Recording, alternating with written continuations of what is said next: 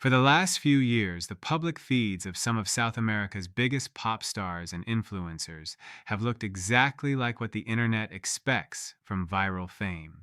You see the private jets, the hypercars, the massive digital giveaways, and a constant stream of luxury branding. To the average viewer, it looks like the attention economy operating exactly as designed. But federal investigators in Brazil are now alleging that this very public theater of wealth was not just celebrity excess. They allege it may also have functioned as forensic camouflage. According to law enforcement, this ecosystem served as a highly sophisticated compliance shield, helping hide what authorities describe as one of the largest suspected money laundering structures they have ever mapped inside the everyday noise of the digital economy. If you want serious reporting on the stories where crime, money, media, and power collide, subscribe to Signal Drop. To understand why this case matters far beyond South America, you have to look at the mechanics of what happened on the morning of April 15, 2026. Brazil's federal police launched a sweeping series of nationwide raids under the name Operation Narco Fluxo. But this was not a standard drug bust aimed at a shipment, a stash house, or a border crossing. This was a broad financial dragnet aimed directly at the architecture of modern digital influence. And the targets included some of the most recognized names in the country's cultural landscape. The sweep included major figures in the Brazilian funk music scene, specifically naming artists like MC Ryan SP and MC Poze do Rodo. It also targeted high-profile digital influencers with enormous online reach. And crucially, the operation also targeted the owner of Showcase, one of the largest and most influential viral gossip and entertainment pages in the country. The immediate results were significant. Investigators secured court orders to freeze $1.6 billion in assets. That is roughly 300 million US dollars tied to bank accounts, vehicles, jewelry, cash, and other traced holdings. Police also seized more than 100 electronic devices, which investigators believe may contain the internal communications and digital records needed to map how this network allegedly operated behind the scenes. But the $1.6 billion in frozen assets is not the number that turned this into an international story. The number that gives the case its real scale is the federal estimate of the network's broader financial movement. According to Brazil's federal police, the wider entertainment, betting, and media ecosystem under investigation may have moved roughly $260 billion. In US dollars, that is about 50 billion in gross transactional volume. On its face, that sounds almost impossibly large for an influencer-linked network, and that is exactly why the number needs careful translation. That $50 billion figure does not mean investigators found $50 billion sitting in a cartel bank account, and it does not represent proven net profit for organized crime. In financial investigations like this, gross transactional volume is a measure of movement. It reflects the total amount of money cycling across accounts, platforms, processors, and entities over time. Money launderers do not move cash once and stop. They move it repeatedly, layering transactions to create distance from the original source. That repeated cycling inflates the gross volume, which is part of the method. The more often the money moves, the harder it can become for automated systems to trace it back to its alleged origin. And investigators say this specific ecosystem offered ideal conditions for that kind of rapid, high-volume circulation. The traditional bottleneck for organized crime has always been the placement stage of money laundering. If you have millions in illicit cash, getting that money into the formal banking system without triggering alarms is extremely difficult. For decades, cartels relied on cash-heavy front businesses, car washes, laundromats, casinos, nightclubs, but those physical businesses have limits. They cannot generate thousands of transactions a minute. According to the federal allegations in Operation Narco Fluxo, the criminal model evolved. Investigators allege that the digital influencer economy generates the exact kind of large, chaotic, and seemingly legitimate transaction volume that older laundering models could never match. The clearest example of this alleged mechanism is the digital raffle. Over the last few years, influencers have routinely hosted online sweepstakes, offering followers the chance to win a luxury car or a large cash prize for an entry fee of just a few cents. When an influencer with 10 million followers launches a raffle, it can generate a tidal wave of microtransactions. Hundreds of thousands of tiny, decentralized payments can flood into a processing account in a matter of hours. For a forensic accountant, that can be a nightmare to untangle. For a criminal organization, investigators allege it can become a major opportunity because illicit funds can be mixed into an overwhelming stream of legitimate-looking micropayments. If automated bots or coordinated proxy networks purchase thousands of raffle tickets using illicit funds, that money can instantly blend with the clean money of real fans. By the time those funds hit the banking system, they can start to resemble the revenue of a highly successful digital promotion. But raffles are only one part of the alleged architecture. The second and arguably larger mechanism involves offshore betting structures. The investigation points to a system in which entertainment companies and influencers allegedly partnered with loosely regulated betting platforms. In this model, the influencers act as the top of the funnel, driving huge numbers of fans to sign up and deposit money into the apps. Once money is inside that betting ecosystem, investigators say it can be manipulated in different ways. Accounts controlled by the network can intentionally lose money to clean accounts, or large payouts can be routed to specific individuals under the appearance of gambling winnings. When that individual withdraws the money and wires it back into a domestic bank, it arrives with a more defensible explanation. On paper, it no longer looks like drug money or extortion revenue. It looks like a large gaming payout. And this is where influencer wealth becomes central to the alleged operation. In financial compliance, banks are trained to notice anomalies.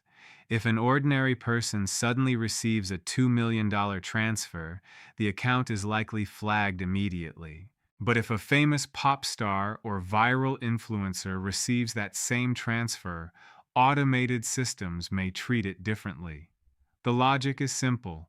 Famous people often do make large amounts of money in volatile and unpredictable ways. If you follow Signal Drop for fact-based global analysis, comment Signal below if you think the digital economy is far more vulnerable to criminal capture than most governments are willing to admit.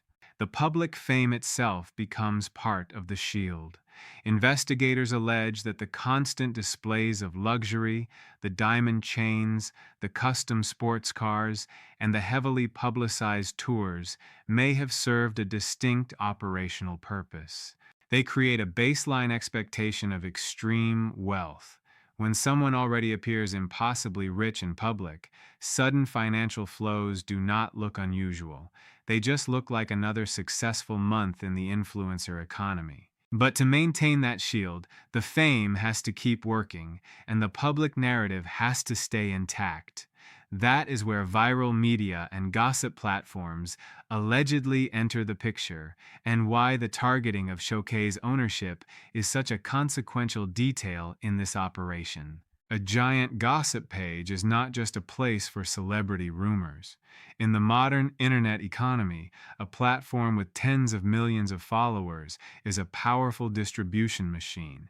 It can shape public perception, influence search behavior, and direct consumer attention at scale. According to the operational theory described by investigators, these media pages may have functioned as part of the network's reputation management layer. Authorities allege they helped legitimize betting apps by presenting them as standard, safe entertainment to mass audiences. More importantly, a media platform of that size can also offer protection. If an influencer or artist starts facing scrutiny, a coordinated content machine can flood the zone with other narratives, shifting attention in real time. It is a level of vertical integration that would be highly significant if prosecutors can prove it.